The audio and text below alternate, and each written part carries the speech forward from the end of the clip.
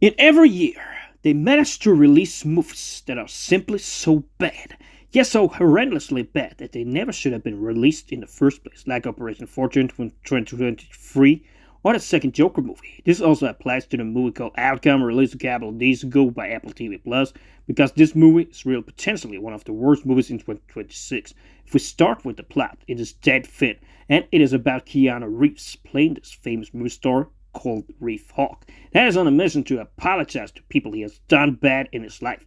Because his lawyer thinks that's the right way to go about his problem with a video going viral, this plot, which is so fit in the first place, is rather not developed in a good way, and it seems like a desperate attempt to make Keanu Reeves more relevant outside the John Wick franchise, or an attempt by Jonah Hill to create a movie for his Hollywood elite friends rather than for the general public. But we will get back to that a bit later.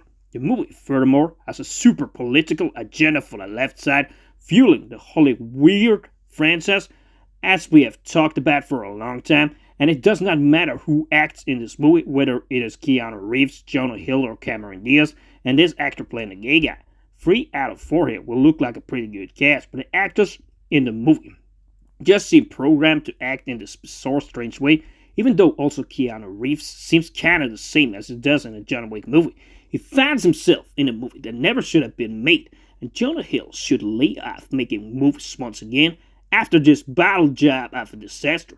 This movie tells you that it is okay to make fun of Jews, but it is not okay to make fun of everybody else. It is bad to be white, it is bad to make jokes that are over the edge, race jokes for example, but it is perfectly fine to be against Jews. Right there you see a very high double standard that this movie has.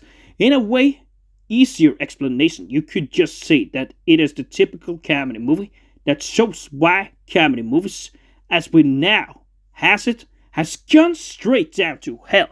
And a lot of people of the Gen Z generation specifically might even not have seen one good comedy movie produced in the last 6 years. Movies like these, baited in a super political agenda for the left side, is the reason for that. Jonah Hill and the rest of the cast here sound awfully desperate when they deliver the jokes in the movie, and it never becomes natural. That's a real problem with comedy movies today. Although Mike, Nick, and Alice was a fresh change of pace, too many times it just feels like they just have actors that are not really funny.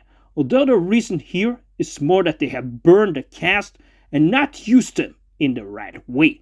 But as of course the fault of Jonah Hill, the fault of those that made the studio that also are behind this movie, whether this is a dark comedy or a regular kid movie, it just does not work, and it never should have been made, because both Cameron Diaz, Keanu Reeves, and Jonah Hill used to be funny, but here they just look lifeless, giving us yet another reason why this movie is one of the worst movies in 2026, and I will give it a 3 out of 10, and yes, I am dead serious.